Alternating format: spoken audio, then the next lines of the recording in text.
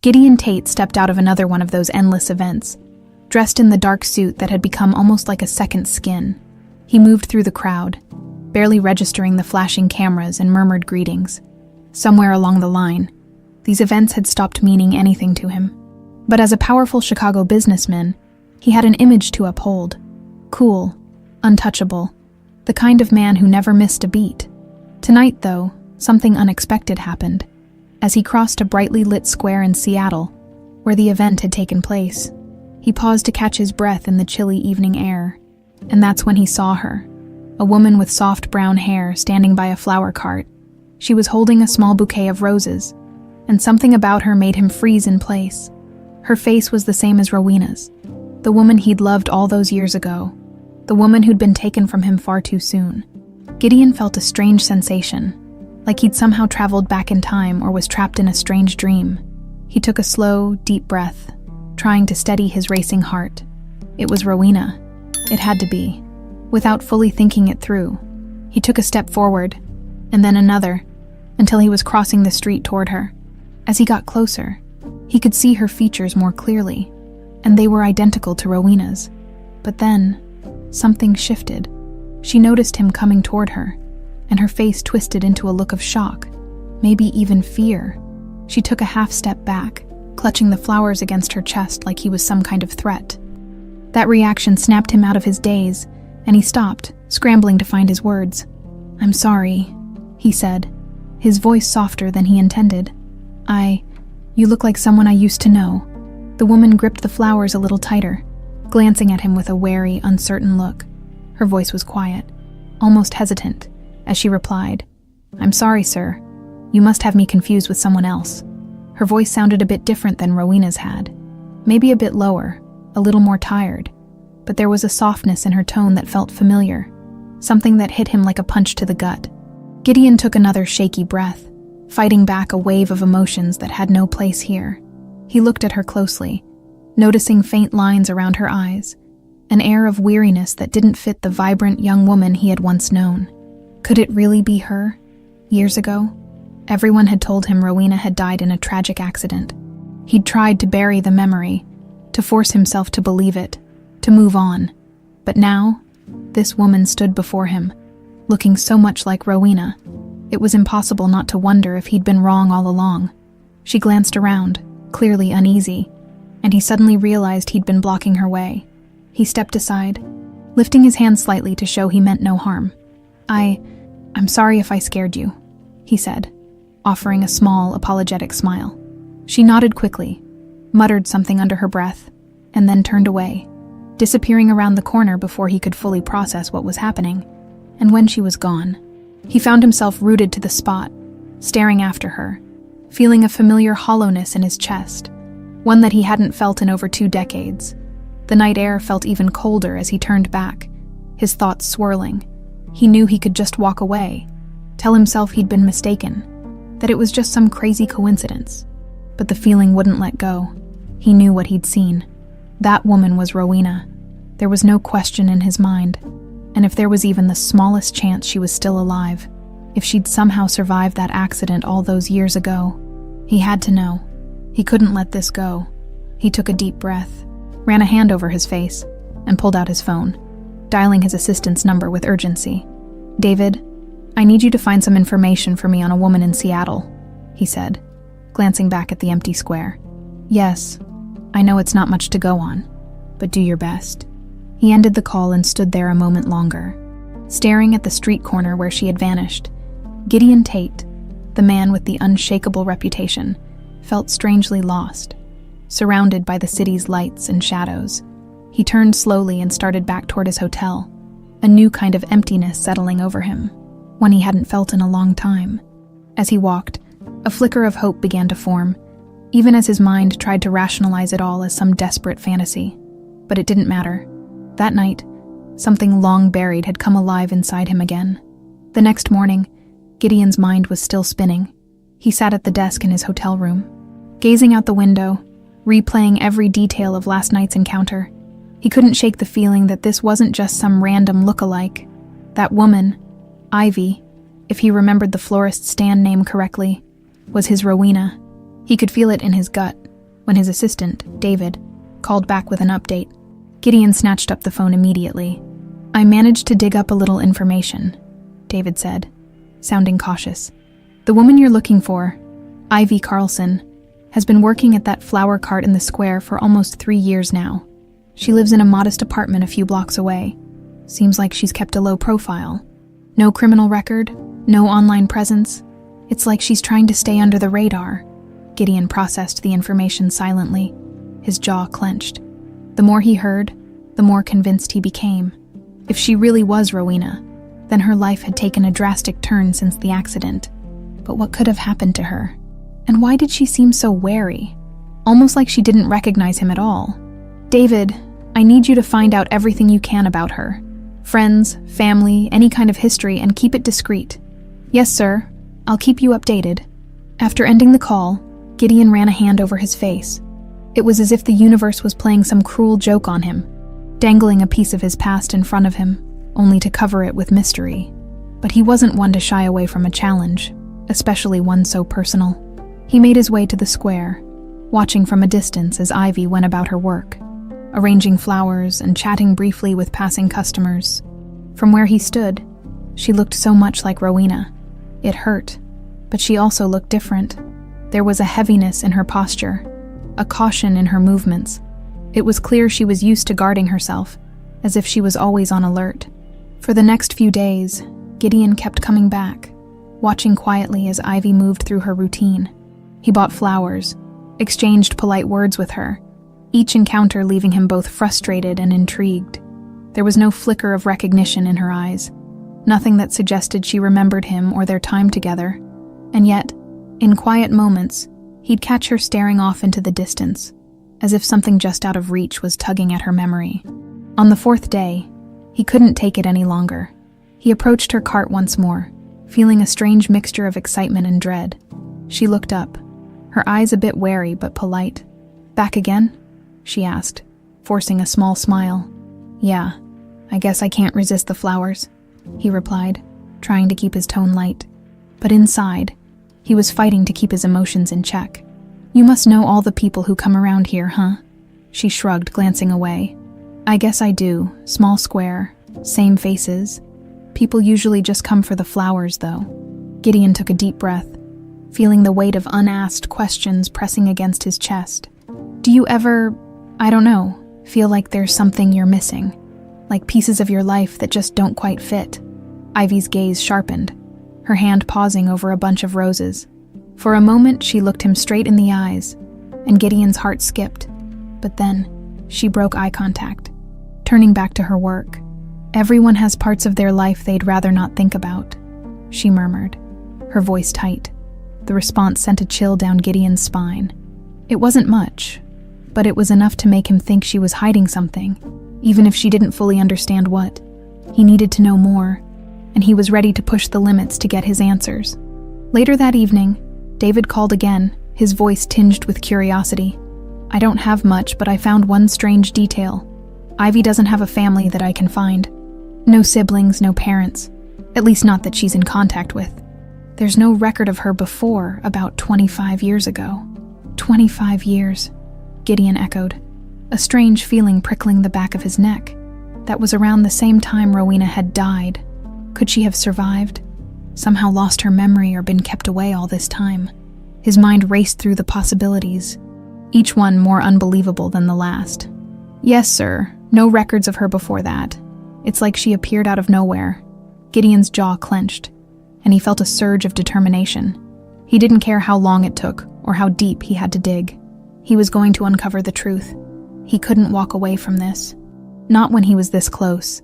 "Keep looking," he said, his voice low but firm.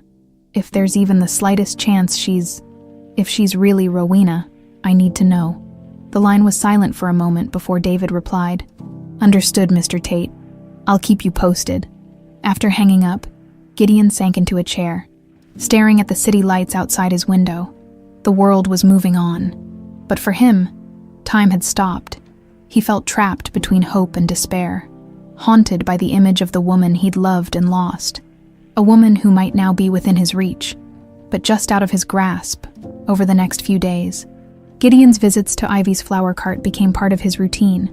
Each day he felt a little closer, yet painfully aware of how much still separated them.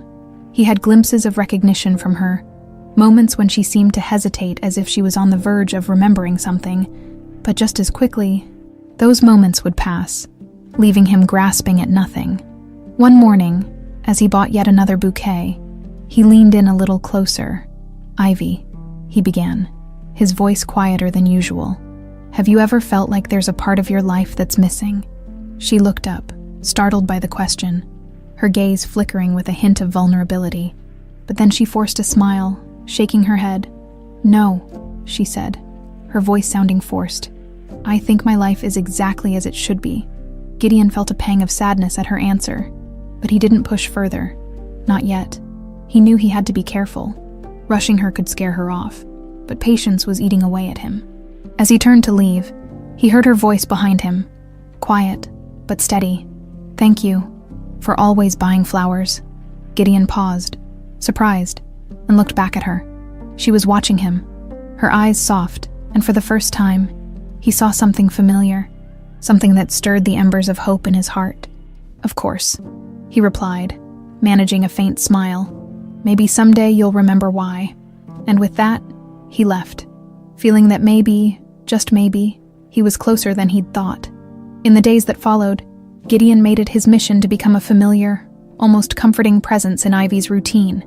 Every morning he would stop by her flower cart, buying small bouquets and exchanging friendly words with her, gradually softening the invisible wall that seemed to surround her. Sometimes he brought coffee, which she accepted with a shy smile. Other days, he'd show up with a simple breakfast pastry, claiming he bought too much for himself.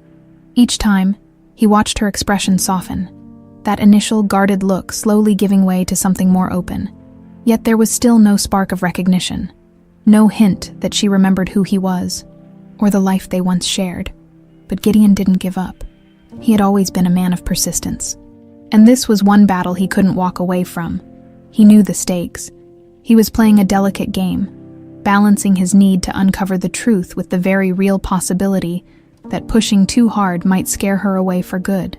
One day, as they shared a cup of coffee in the crisp morning air, he decided to take a gentle step forward. "So, Ivy," he started, keeping his tone casual, "you must have a pretty interesting story. Working in this square every day, meeting all kinds of people." She shrugged, giving him a small smile. "Not really. Most people just come and go. I'm just here. Just here," he repeated, chuckling softly. "I don't believe that for a second.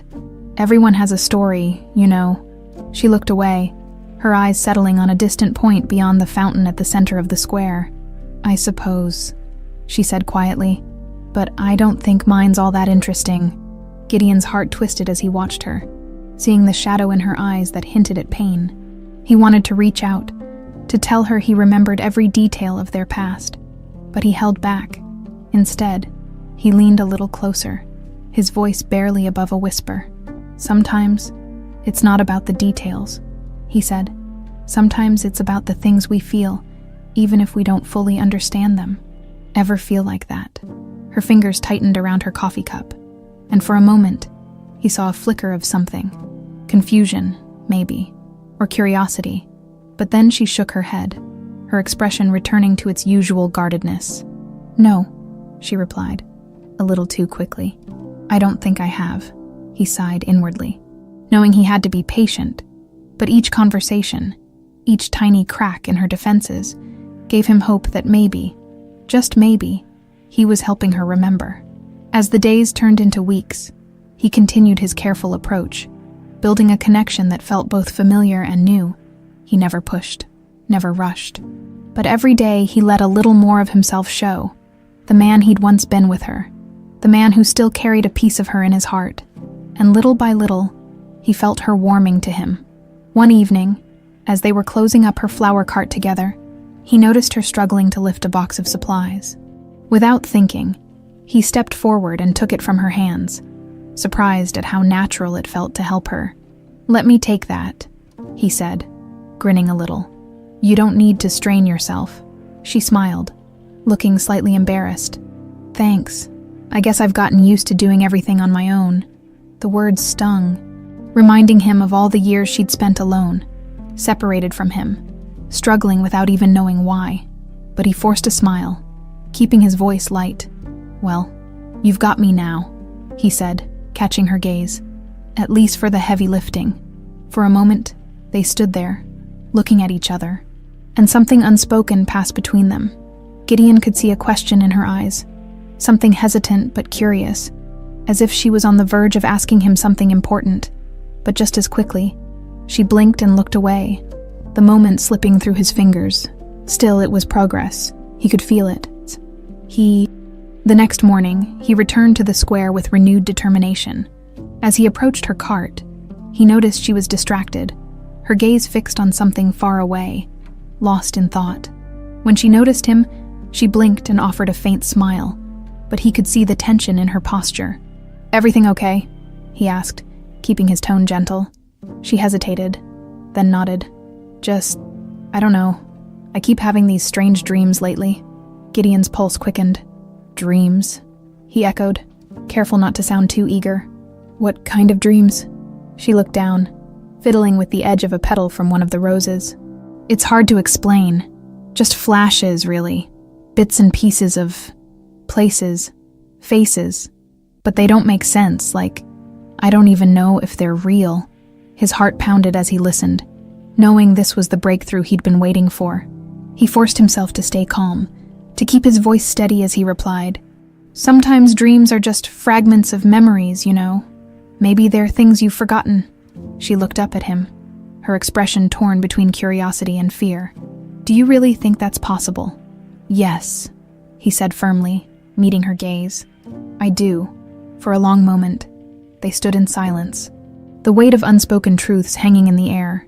Gideon could see her struggling, the conflict playing out on her face, and he knew he had to be careful. He couldn't risk pushing her too far, too fast. But he didn't want her to feel alone in this either.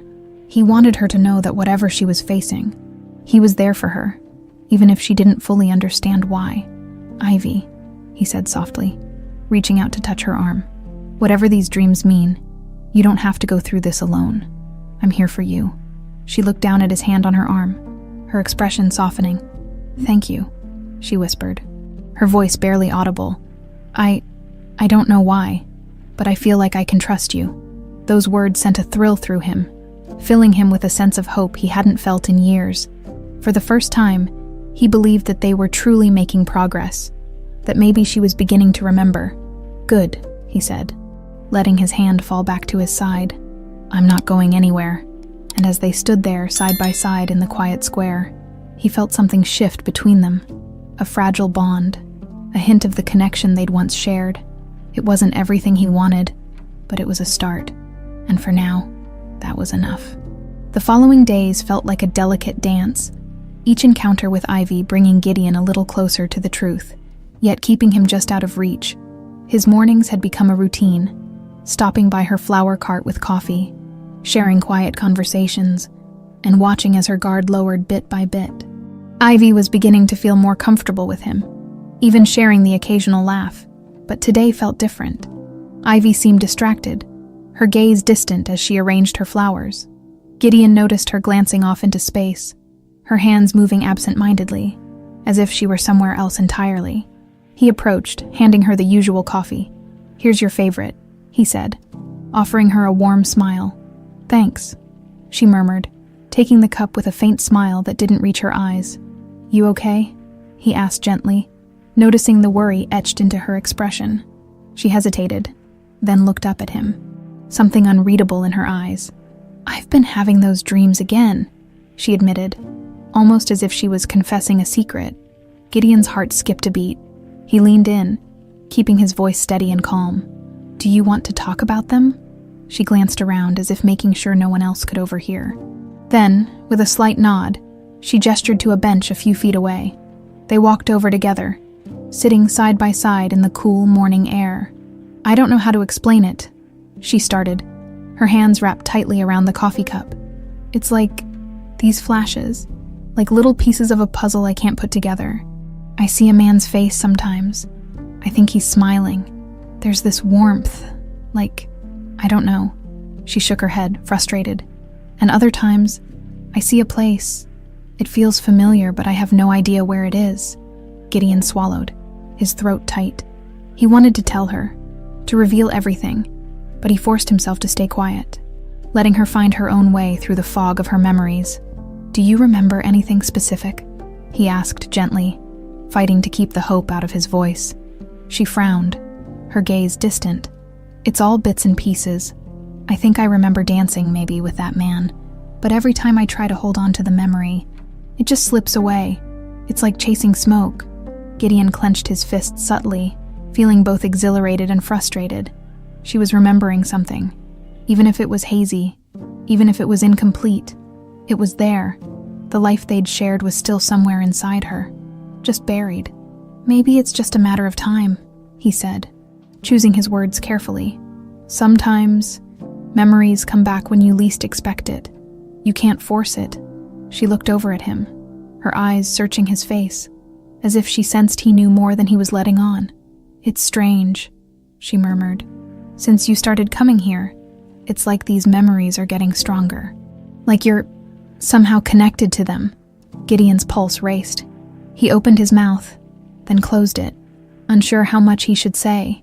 He didn't want to scare her, but he couldn't lie to her either. "I think there's a reason for that," he said softly.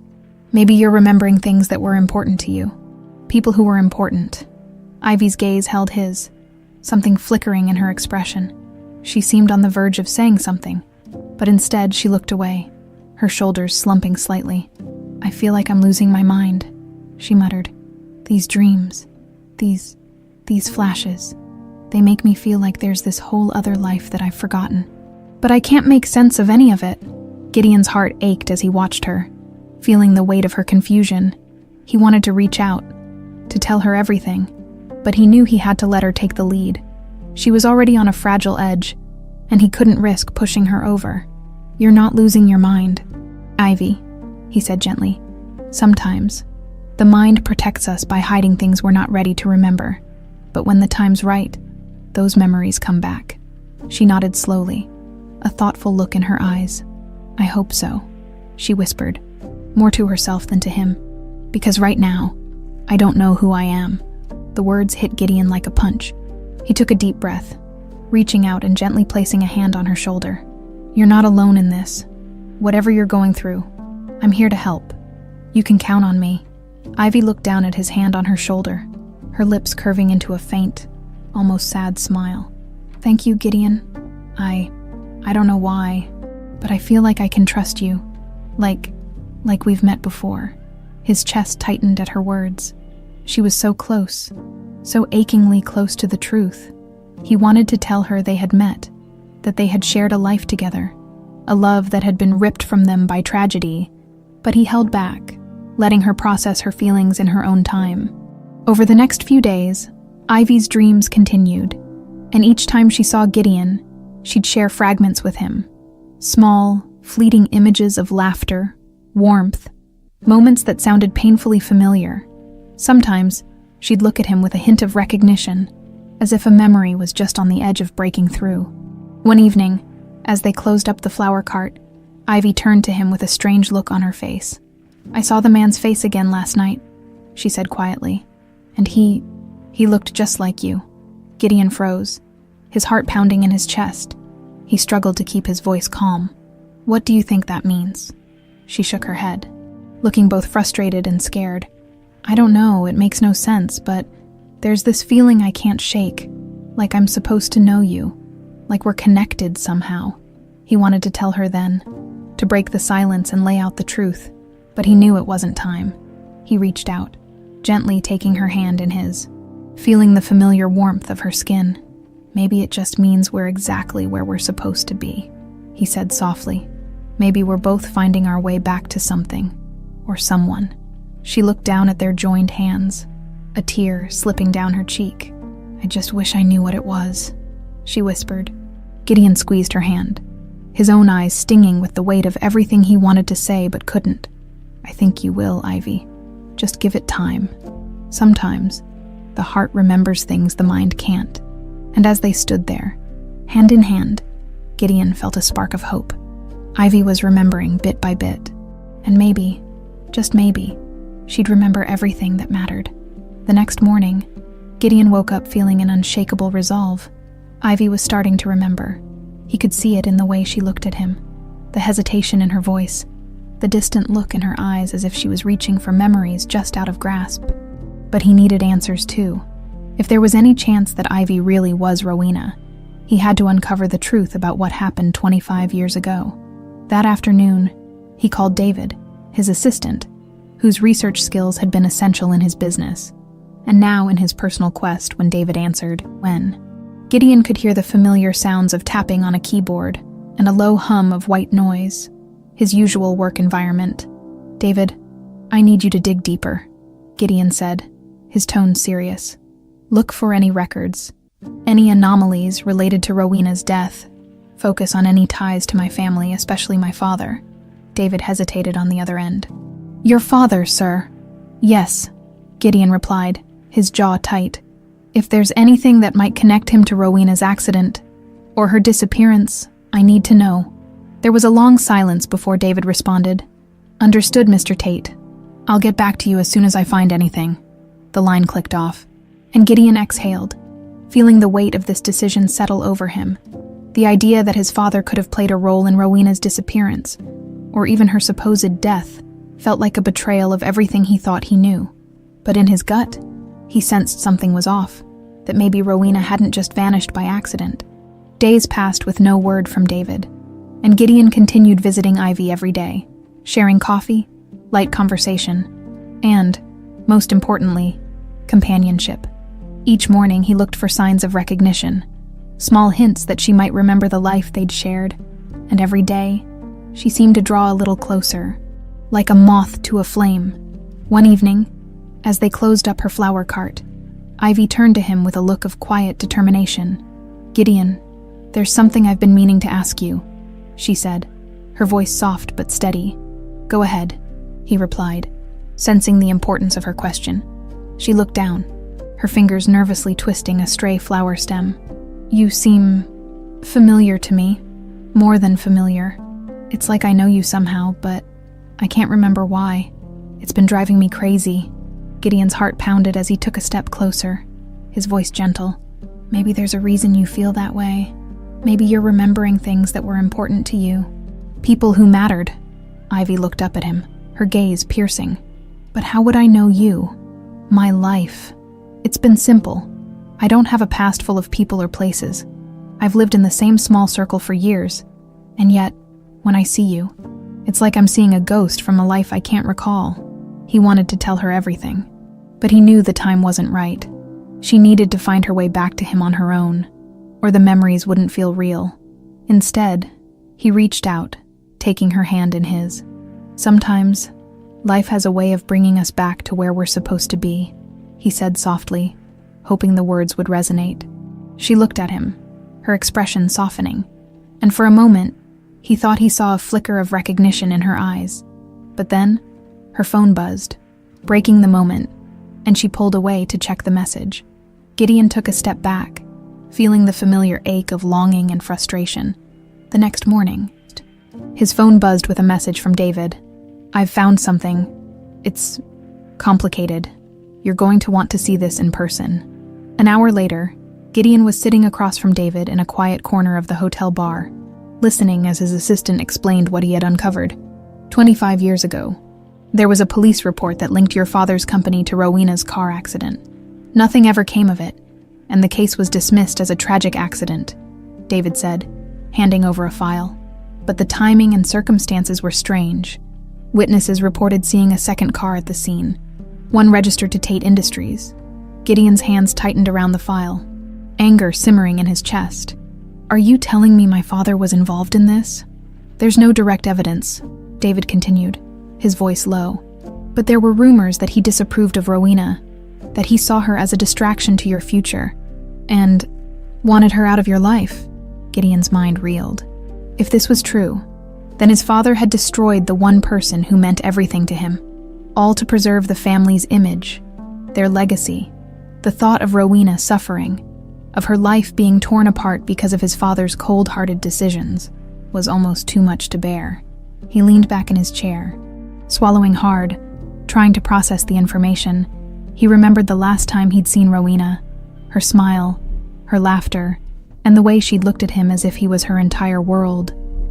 And then, she was gone, like a light extinguished. Gideon forced himself to focus, his voice low and deadly calm. "Thank you, David. I'll take it from here." David nodded, recognizing the gravity of Gideon's mood, and left him alone with the file.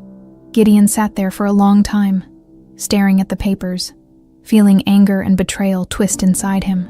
He couldn't change the past, but he could confront his father, demand the truth, and more than anything, he could make sure Ivy knew what had happened, that she understood why her life had been torn apart. The next day, he arrived at her flower cart, his heart pounding with a mix of fear and anticipation. Ivy looked up, her face lighting up as he approached, but Gideon could see the flicker of worry in her eyes. "You seem different today," she said, watching him carefully. He hesitated, feeling the weight of the truth pressing down on him, but he knew he couldn't hold back any longer. "Ivy," he began, his voice steady but intense. "There's something I need to tell you. Something you deserve to know." She looked at him, a mix of confusion and apprehension on her face. "What is it?" He took a deep breath, gathering his thoughts, his heart racing as he prepared to reveal everything. "The reason I feel so familiar to you, the reason you feel like you know me, is because we have a past together. A life, a love, that was taken from us." Ivy's eyes widened, and she took a step back, looking at him as if he'd just spoken a language she couldn't understand. "What are you talking about? 25 years ago we were together," he continued, his voice soft but unwavering. "You weren't Ivy then. You were Rowena. We were in love. And then, one night, you were in an accident. Everyone told me you'd died, but you didn't. You survived, and somehow you became Ivy." She stared at him, her face pale, her hands trembling as she struggled to process his words. "No, that's impossible. I would remember that. I would know. I know it sounds impossible," he said, reaching out to touch her arm gently. "But deep down, I think you do remember. Maybe not everything, but pieces, fragments. That's why you've been having those dreams." Ivy shook her head, her expression filled with disbelief and fear. "If what you're saying is true, then why can't I remember any of it?"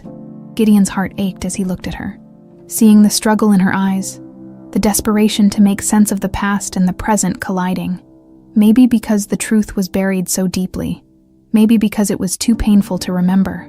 "But I'm here now, and I'll help you, Ivy. Rowena, we'll figure this out together."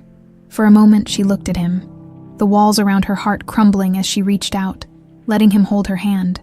And in that moment, as they stood in the shadows of their shared past, Gideon knew that no matter what came next, he would do whatever it took to bring her fully back to him. The revelation hung heavily between them, a fragile bridge to a past that felt like a distant dream. Ivy's face was pale, her eyes wide with disbelief, as she tried to reconcile Gideon's words with the life she thought she knew. He watched her closely, holding her hand gently, afraid that at any moment she might pull away and retreat back into the guarded shell she had worn for years. She finally pulled her hand back, crossing her arms as if to protect herself. "Gideon, this is insane," she whispered. "You're saying I'm someone else, that my whole life has been a lie." He nodded, his gaze steady but soft, aware of how overwhelming this must be for her.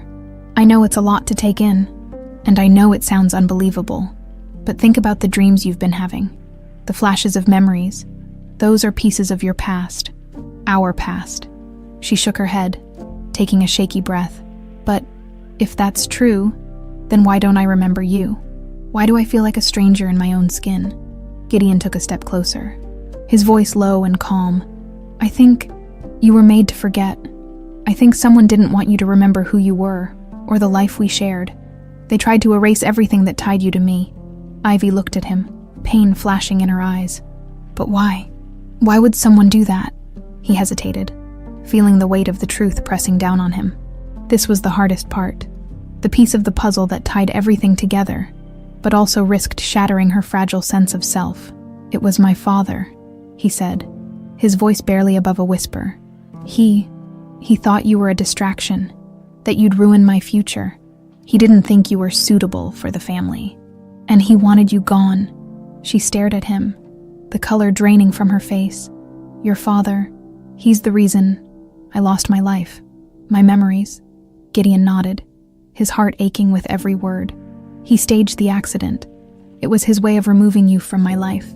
And for years, I thought you were gone, that I'd lost you forever. But somehow, you survived. You were hidden, made to forget." Ivy took a few shaky steps back, her hand pressed to her mouth as she struggled to process everything. Her whole body trembled as the realization sank in, that her entire life, her identity, had been stolen from her. All because of one man's ruthless determination. "This can't be happening," she whispered, her voice barely audible. "Everything I thought I knew. It's all just a lie." Gideon reached out, his voice pleading. "I know it's hard to believe, but I'm here now, and I'll help you piece everything back together. You're not alone in this, Ivy. We'll get through it together." She looked at him, tears welling up in her eyes. "But who am I, Gideon? Am I Ivy or Rowena? I don't even know who I am anymore." He stepped closer, taking her hands gently in his. "You're both. You're the woman I loved then, and you're the woman standing in front of me now. You may not remember everything, but I do. I remember the love we shared, the dreams we had, and I believe that, deep down, some part of you remembers too." She searched his face, her expression wavering between fear and a flicker of hope. For a moment, she looked as if she was about to pull away, to retreat back into the safety of denial. But then, slowly, she nodded, her hands tightening around his. "I don't know if I can believe all of this," she admitted, her voice trembling. "But I want to. There's a part of me that wants to trust you, to believe that this life I've known isn't all there is. I need time." Gideon nodded, relief flooding through him. "Take all the time you need. I'll be here, every step of the way." They stood in silence, the weight of unspoken memories and shared pain filling the space between them. Ivy's gaze softened, and for the first time, she looked at him not as a stranger, but as someone who might hold the missing pieces of her soul. As the days passed, Ivy allowed Gideon to become a steady presence in her life. They met every morning, sharing coffee, quiet conversations, and pieces of her slowly resurfacing memories. She began to trust him, to open up about the fragmented images and emotions that haunted her dreams. Some days were filled with laughter, moments where they almost felt like the couple they had once been. Other days, she was distant, lost in her own thoughts, struggling with the weight of her rediscovered past. One afternoon, as they walked along the waterfront, Ivy glanced over at Gideon, her expression thoughtful. "I had another dream last night," she said softly. He looked at her, his heart pounding with anticipation. "What did you see?" She hesitated, then smiled faintly. "We were dancing. There was music playing, and you were holding me close. It felt so real, like I could almost reach out and touch it." Gideon felt a surge of emotion, remembering the nights they'd spent dancing, wrapped in each other's arms. He nodded, his voice gentle. "That wasn't a dream, Ivy. That was real. We used to dance together all the time." She looked away, her gaze distant, as if she was trying to hold on to the memory. It felt so familiar, so safe, like I was exactly where I was supposed to be.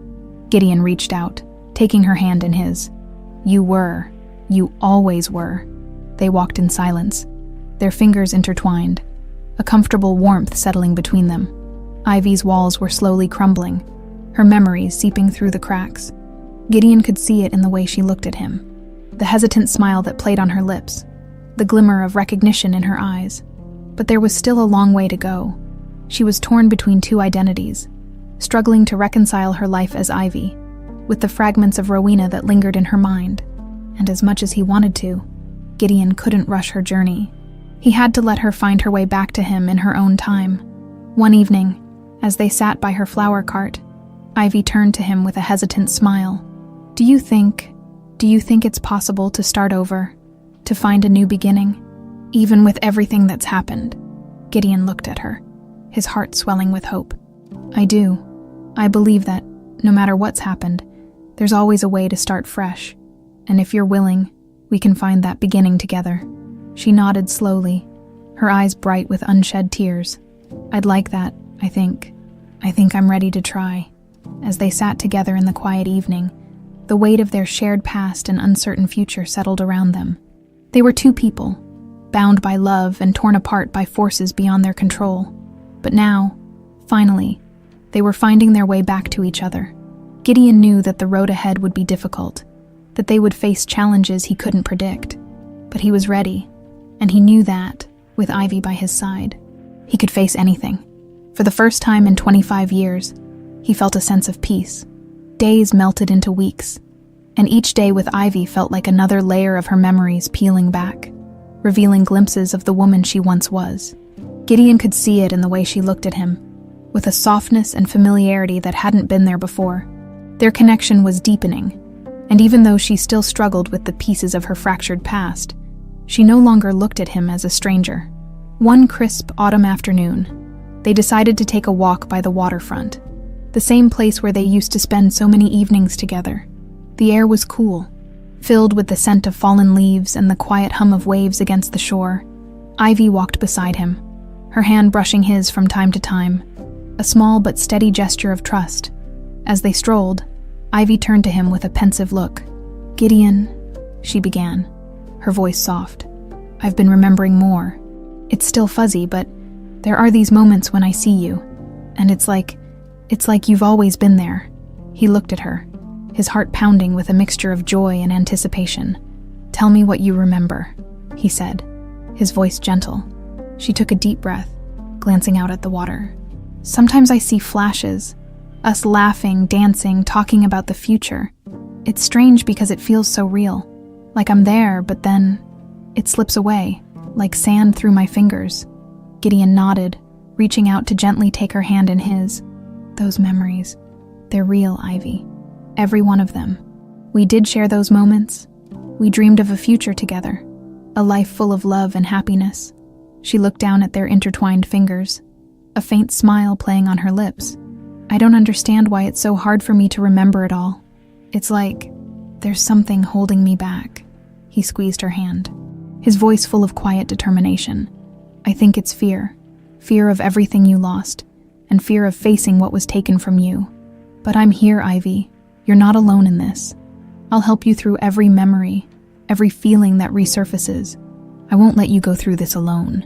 She nodded slowly, and for a long moment, they walked in silence, their steps falling in sync as they moved through the quiet of the waterfront. Gideon could feel the tension in her, the unspoken questions and uncertainties that still haunted her. But he also sensed a growing strength in her, a willingness to confront the truth. No matter how painful it might be, that evening, as they were saying goodbye by her flower cart, Ivy turned to him with a shy but determined smile. Would you like to come over for dinner tomorrow?" she asked, her cheeks flushing slightly. "I don't have much to offer, but I'd like to spend more time together. Maybe it'll help me remember." Gideon's heart leapt, and he nodded, smiling back at her. "I'd love that." The following evening, Gideon arrived at Ivy's modest apartment, carrying a bottle of wine and feeling a mixture of excitement and nerves. It was the first time in years that he'd been in such an intimate setting with her, and though she didn't fully remember their past, there was something comforting, almost nostalgic, about the atmosphere. Ivy greeted him with a warm smile, ushering him inside. The apartment was small but cozy, filled with plants and small touches that reflected her gentle personality as he looked around. He felt a pang of bittersweet emotion, realizing how different her life had become from the one they had once planned. "Make yourself at home," she said, taking the wine and heading to the kitchen. "Dinner's almost ready." Gideon settled onto the couch, watching her move with a familiar grace. Even though she was different now, there were parts of her, small gestures, quiet glances, that were unmistakably Rowena. They shared a simple but delicious meal, talking and laughing as if no time had passed between them. Ivy seemed relaxed, her guard down, and Gideon felt a surge of hope that maybe, just maybe, she was beginning to feel the same connection that had once bound them so deeply. As they finished their meal, Ivy leaned back, looking at him thoughtfully. "There's something I've been meaning to ask you," she said, her voice hesitant. "Anything," he replied, his gaze steady on hers. She took a deep breath, fidgeting with her napkin. "What were we like, back then, when we were together?" Gideon's heart swelled at the question. He thought back to their days as young lovers, how carefree and alive they had been, dreaming of a future together. He smiled, his voice soft and filled with nostalgia. "We were inseparable," he said, his eyes distant as he remembered. "You were the light in my life, Rowena. You had this way of making everything feel brighter. Like there was no problem we couldn't face as long as we were together." Ivy listened intently, her gaze locked on him, and for a moment, he thought he saw a flicker of recognition in her eyes. She reached out, placing her hand over his, and when she spoke, her voice was barely a whisper.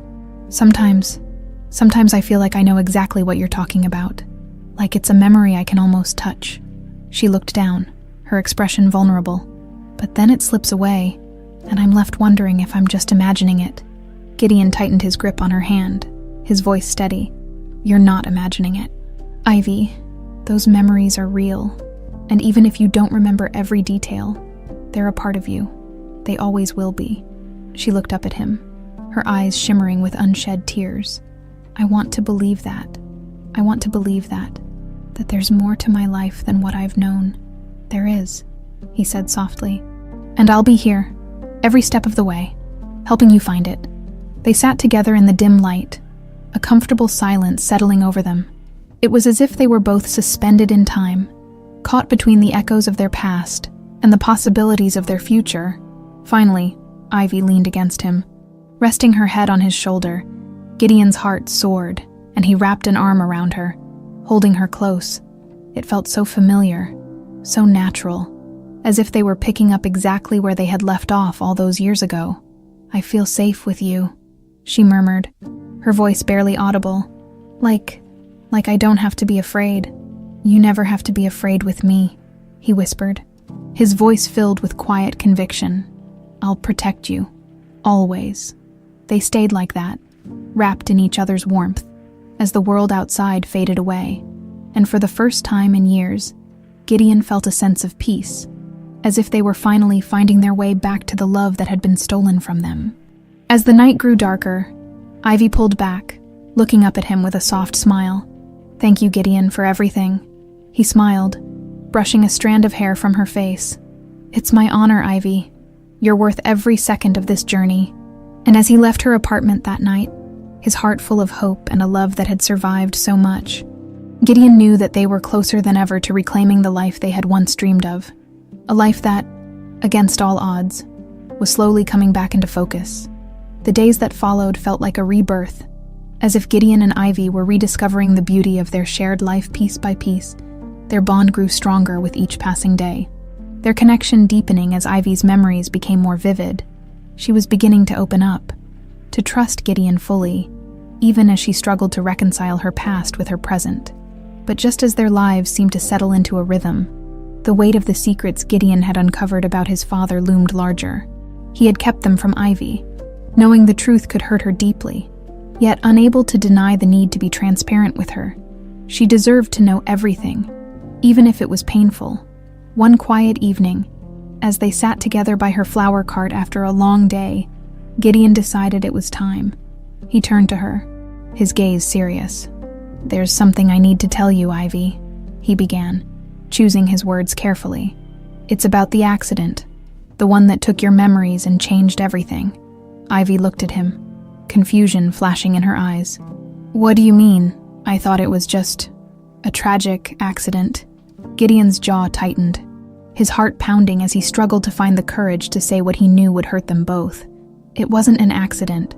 There's more to the story than you remember, and I need to tell you everything, even if it's difficult to hear." She went silent, her eyes fixed on him, waiting. Gideon took a deep breath, steadying himself. "Ivy, Rowena, my father was the one responsible for that night. He orchestrated everything, trying to separate us. He didn't think you were good enough. He thought I needed to focus on the family business, to carry on the Tate name. He wanted you gone." Ivy's face went pale, and her hands tightened into fists. She looked away, her breath coming faster, struggling to process the betrayal. "Your father," she whispered, her voice trembling. "He destroyed my life. Our life." Gideon nodded, the weight of the revelation pressing down on him. "Yes, I didn't know until recently, but I had to find out the truth. For us, I couldn't let him get away with it, Ivy. He stole everything from us, and I can't change what happened. But I swear to you, I'll never let him hurt you again." Ivy covered her mouth, her eyes wide with disbelief. Her whole body trembled as the truth sank in, as if her mind was struggling to make sense of it all. Gideon reached for her hand, but she pulled away, her expression twisted with pain. "All these years," she murmured, her voice barely audible, "I lived a life that wasn't mine. I lost everything, and it was all because he wanted control over you." Gideon's heart ached as he watched her struggle.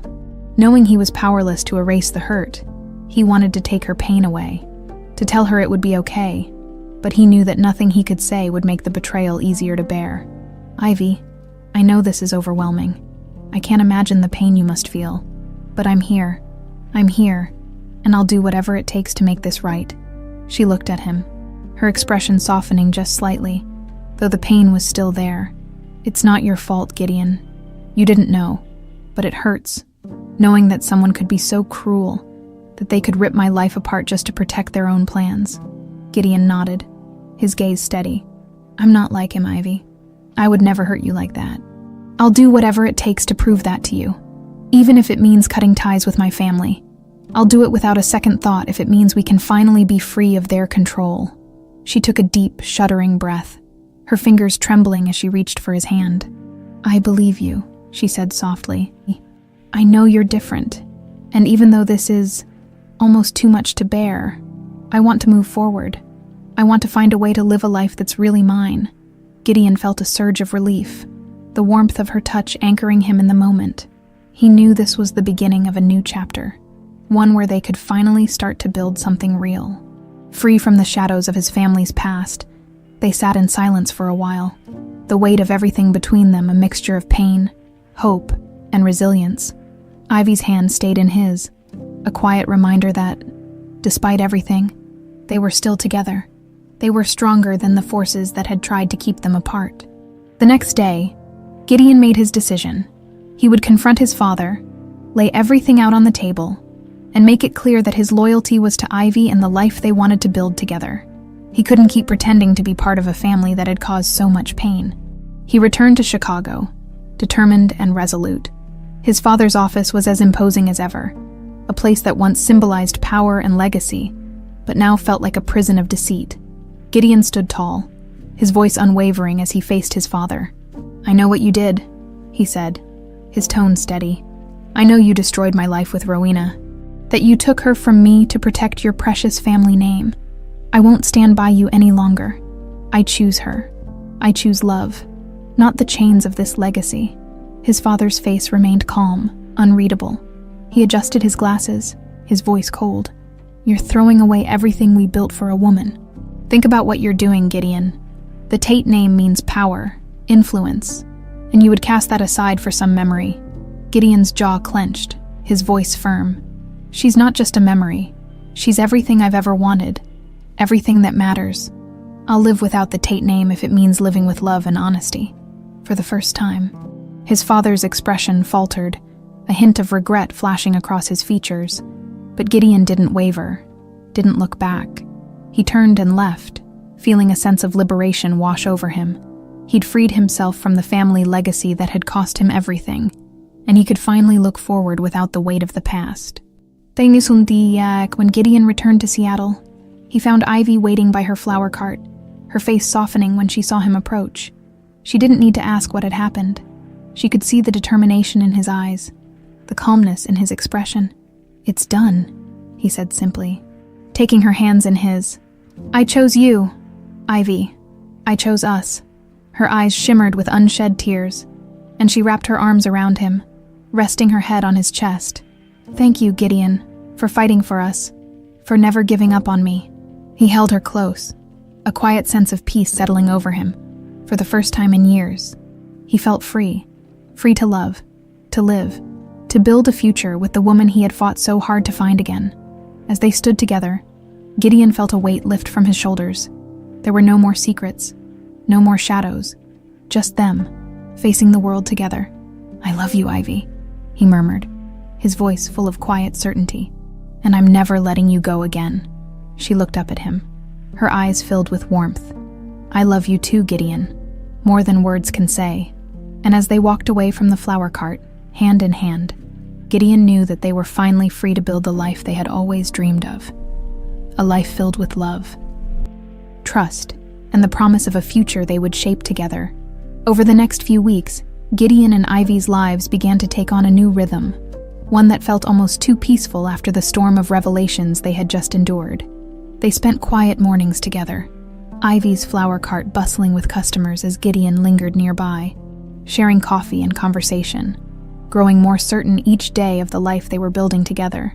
But beneath that peaceful surface, Gideon knew that there were still wounds to heal, both his and Ivy's.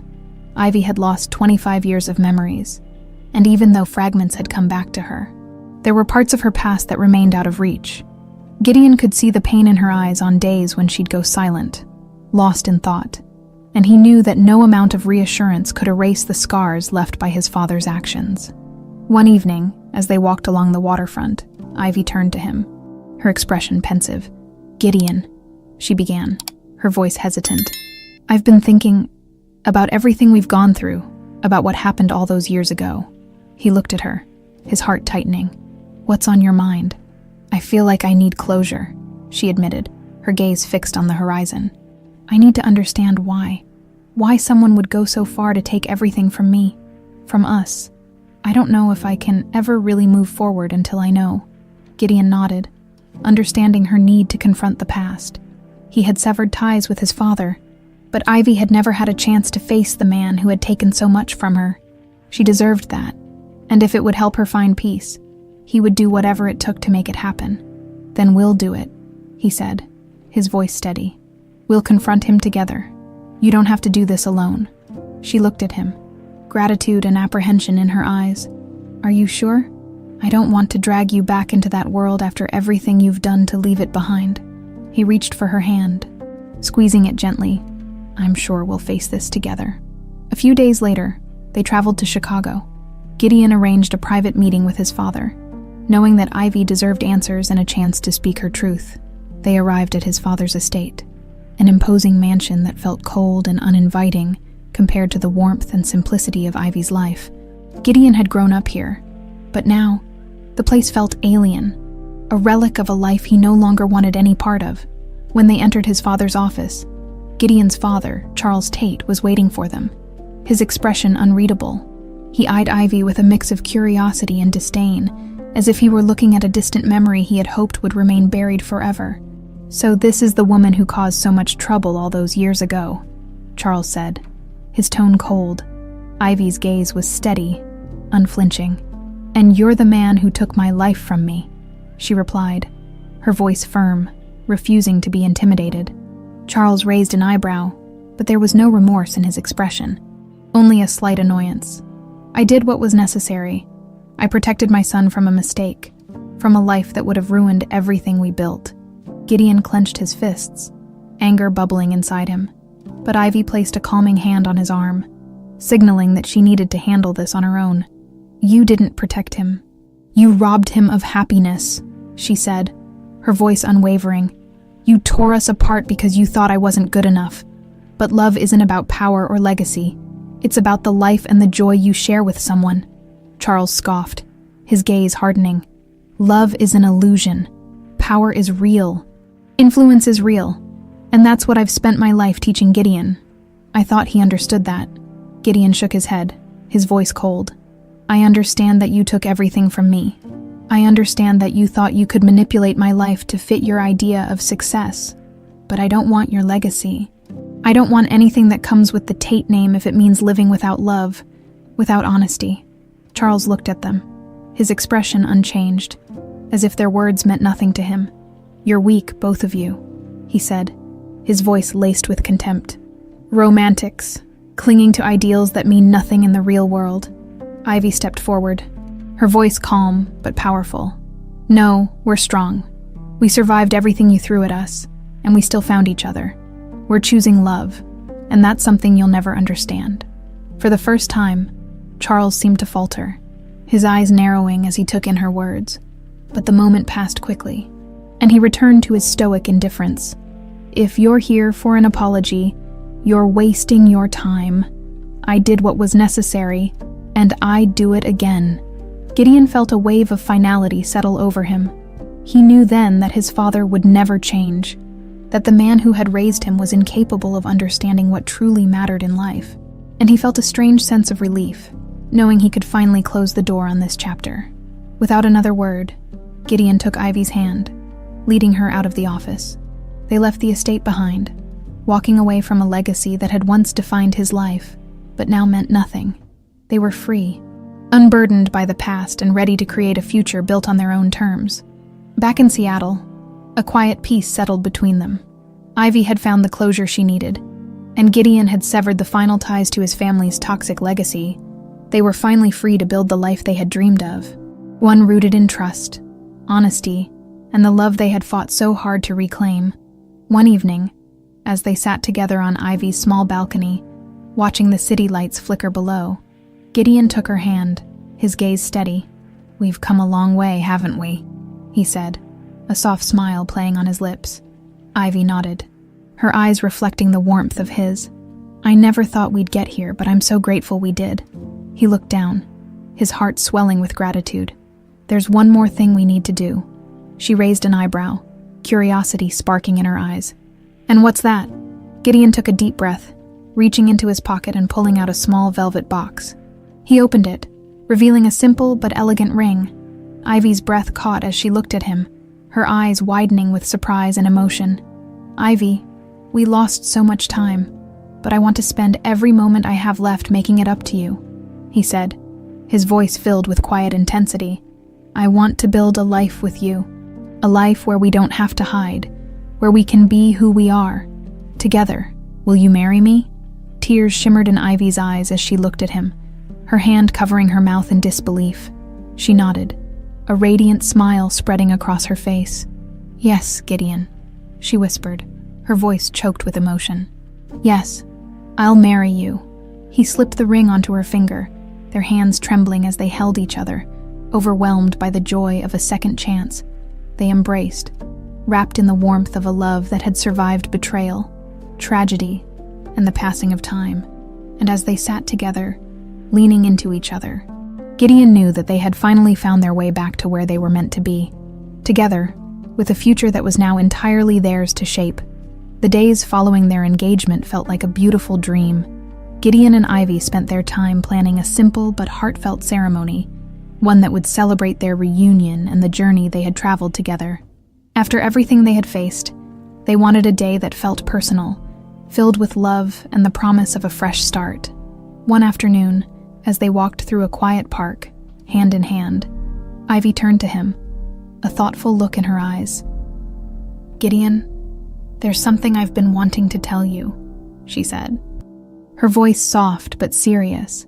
He looked at her, his heart thudding at the tone in her voice. "What is it?" She took a deep breath, her gaze fixed on the path ahead. Before I lost my memories, I think I was pregnant. I didn't realize it until recently, but lately, I've been having these flashes. Moments when I remember feeling a life growing inside me." Gideon stopped in his tracks, his heart pounding as he processed her words.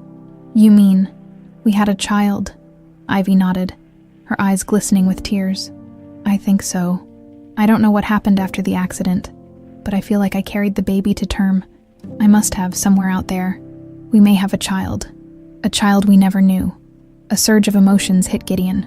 Shock, joy, confusion, and a powerful wave of hope.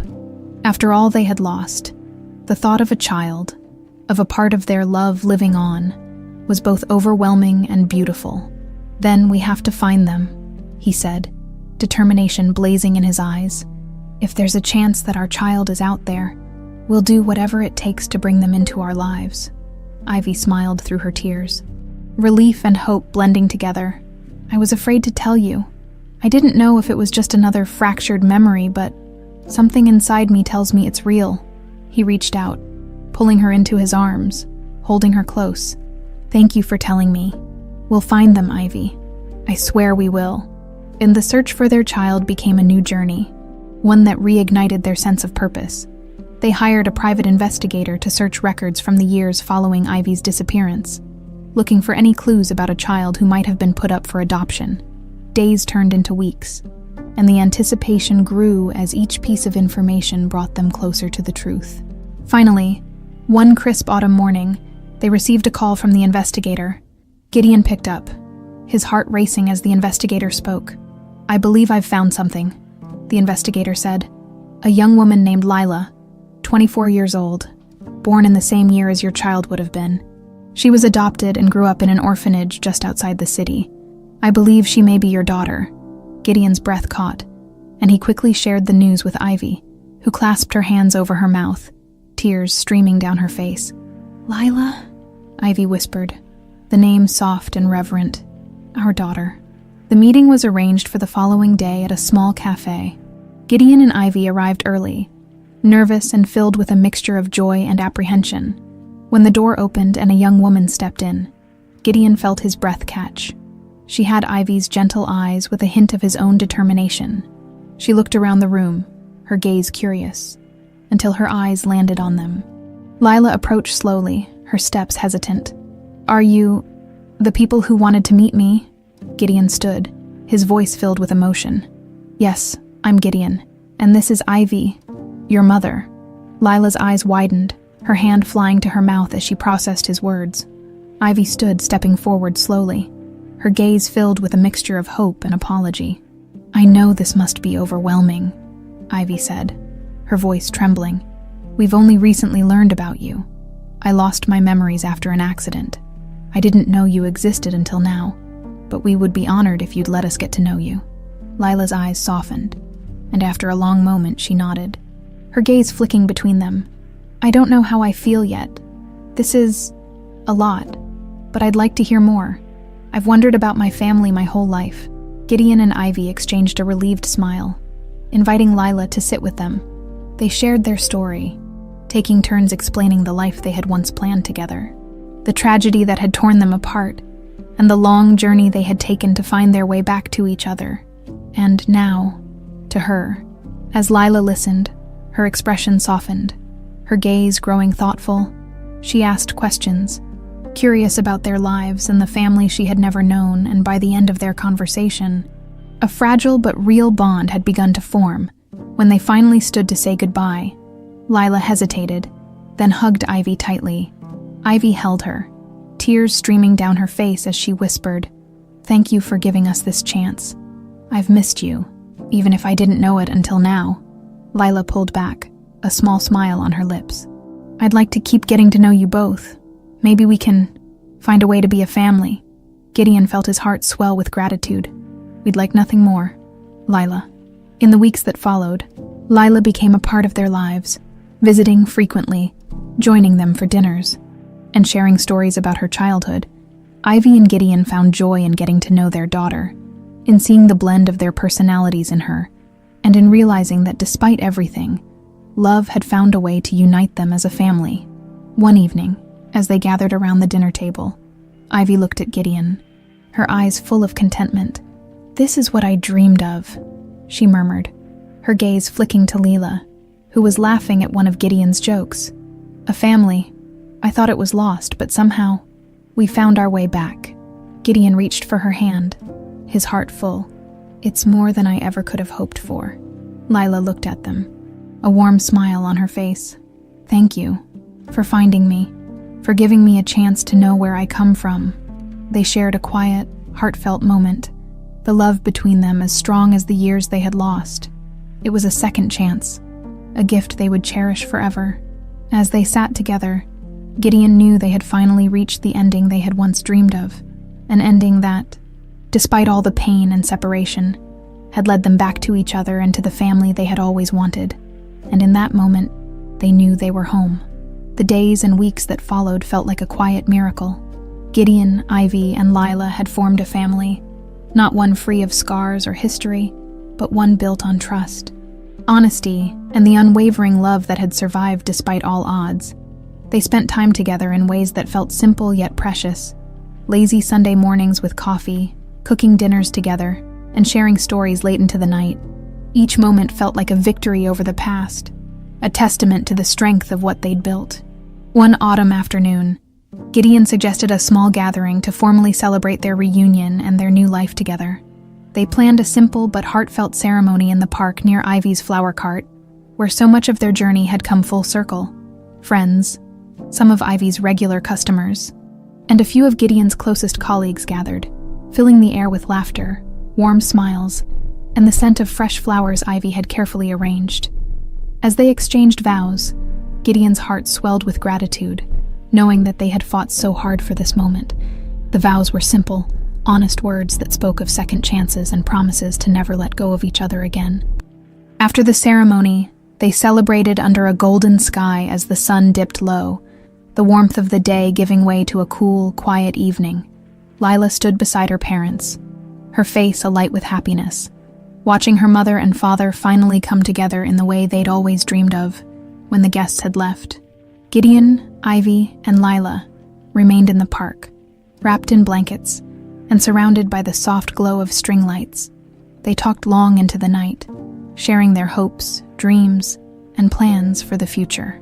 The following week, as they settled into the new rhythm of their lives, Lila approached Ivy with an idea.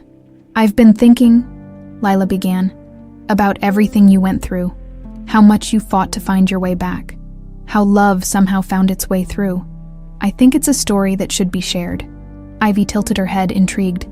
"What do you mean?" Lila smiled, her eyes bright with determination.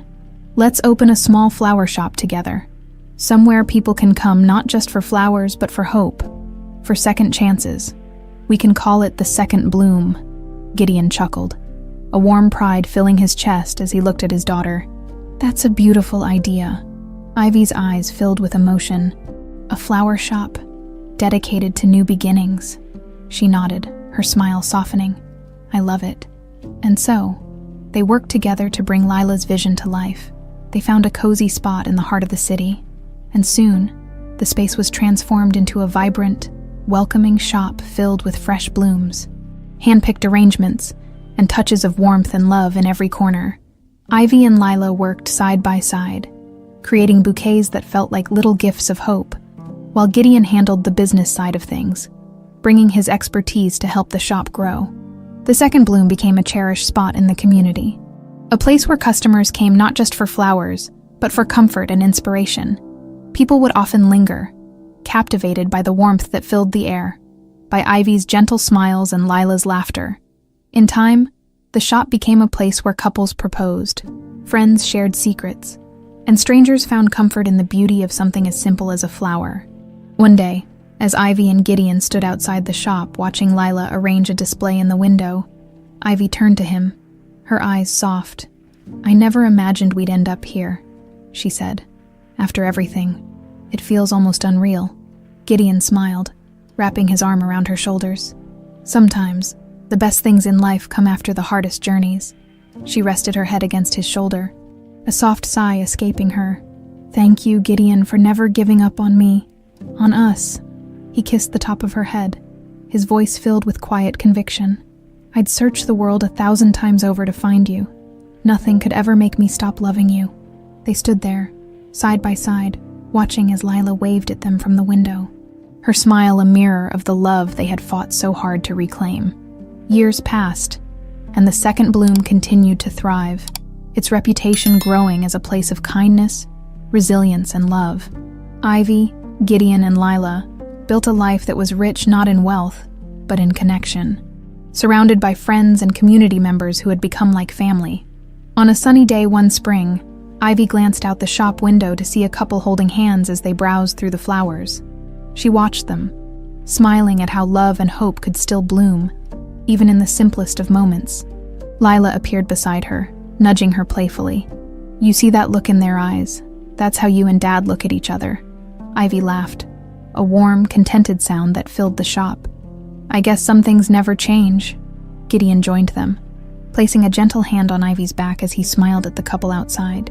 "Love finds a way," he murmured, his voice filled with quiet pride. And as they stood there, watching life unfold in all its beauty, they knew that against all odds, they had found their way back to each other, to the family they had dreamed of, to the life they had always deserved. Together, they had created something lasting, something true. They had found not just each other, but a future rich with love, hope, and the promise of new beginnings. And that was the most beautiful bloom of all.